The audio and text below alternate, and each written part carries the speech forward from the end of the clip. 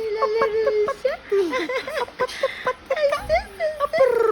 Ang gwapo ng baby na yan. Ay, sis.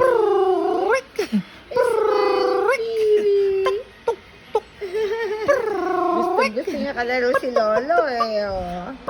Gusto niya kalaro si Lolo niya eh. Oh.